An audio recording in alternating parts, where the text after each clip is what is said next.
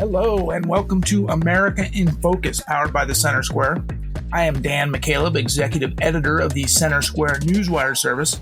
Joining me today is the Center Square Washington, D.C. bureau chief, Casey Harper, who is back from his month-long vacation. I hope you're refreshed and ready to go, Casey. Oh, I'm very refreshed, very ready to go. You know, somehow this month felt like only a week. I guess it just flew by, Dan. Well, that's good to hear. Then that you should be back and ready to work. Yeah, it was nice to get some real treatment, back massages. My back's been pretty sore for carrying this podcast for so many weeks in a row, you know. Oh. All right, let's get into it because we do have some news to talk about. We are recording this on Friday, May 19th. Casey, there's been some bombshell news this week related to the allegations that Donald Trump colluded with Russia to influence the 2016 presidential election. First, Special Counsel John Durham finished his investigation into that allegation and the FBI's role in it. In short, the Durham report pretty much fully debunked the allegations that were promoted hard by then Democratic presidential candidate Hillary Clinton's campaign. Tell us what's in the Durham report and why Americans should know about it. The big takeaway, and there are a few on this, is that the FBI looks really bad in this report, right? So they basically did not have enough actual verifiable evidence to open up Crossfire Hurricane, a lot of the things that they did looking into Trump. So that's the first thing it makes clear is they didn't have that evidence. And even worse, they ignored key witnesses, even those who were, worked on the Steele dossier, which has been, totally debunked. They didn't interview Carter Page, which would have really cleared a lot of things up. In fact, there are other agents in the FBI who raised concerns that this was not a good plan, that there was problems. And it's pretty obvious now that we see the Durham report, that they didn't have enough to go on. FBI agents at the time said, hey, we don't have enough to go on. But Deputy Director McCabe just pushed through. There's a lot of more detailed things. Their FISA applications had a lot of issues. Probably wouldn't have been, they would not have been granted if everything, all the evidence had been looked at. There's evidence that a lawyer for the FBI may have actually committed a crime. We'll say allegedly, we don't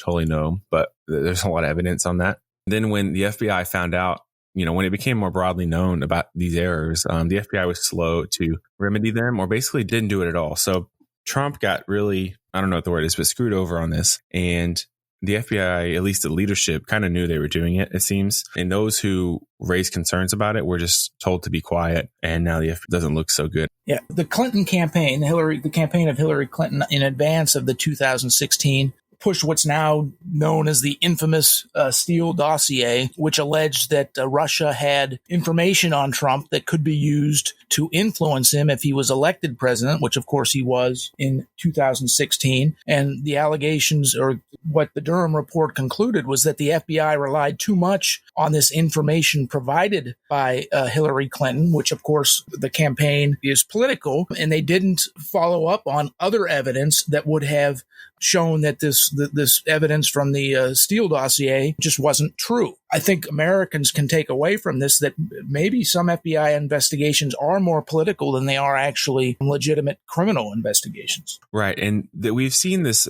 several times over, I'd say, the last 5 years, where something is happening like this investigation that seems fishy, and anyone who questions it is mocked, is ridiculed, is called some radical person. In the mainstream media. Absolutely. They were totally complicit and totally got this story wrong. And their credibility, if it could get any lower, it will get lower because of this. People who question these kind of things are mocked and told, how could you question the established agency? So like, the credible, you really think you're more credible than the FBI? And so there's always this appeal to authority, right? So say, hey, you can't question the FBI. It's the FBI. Turns out the FBI was totally wrong. But we've seen this again and again where the mainstream media and some large federal agency, we saw this with a lot of the information on COVID and vaccines. People who even questioned it were mocked, ridiculed, told to trust the science, trust the experts. And now as time's gone by, we know that the experts were being pretty deceptive in a lot of cases. So we've seen it with COVID. We've seen it with the FBI. We've seen it in other times. And so I think a takeaway from the last 5 years is when people say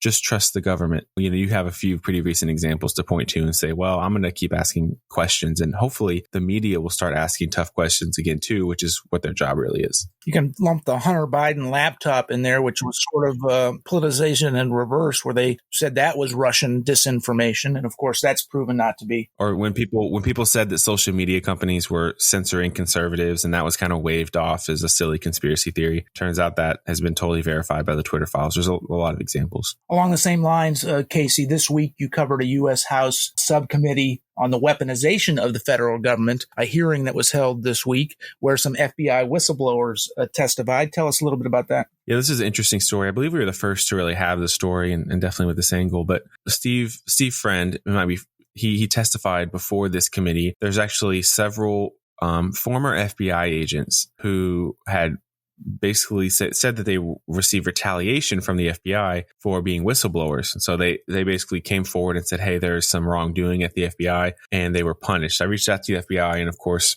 FBI spokesperson toes the party line and says we would never do that, which is what they're going to say. And, maybe some of these guys aren't being totally honest about their expression, but their experience. But Steve testified, and this just amazed me. He basically said that, and this guy was a SWAT agent for 5 years, worked in local law enforcement for 5 years. He's not a guy who worked 6 weeks and got angry and left, but so he knows what he's talking about. And he said that basically what they did was they took the January 6 cases, all the people who came, and were being investigated for January 6, and instead of treating it like one big case, which he said is what would normally happen, you treat an event like this as one case with several smaller sub cases to be looked into. They treated each individual as its individual case and distributed them around the nation, which was really intentional, he says, to make domestic terrorism investigations look rampant and widespread and across the country. Right. And so there's been a lot of concern, especially from libertarians and Republicans, about how federal law enforcement is being weaponized against certain political parties. I mean, you referenced, we talked a little bit about how certain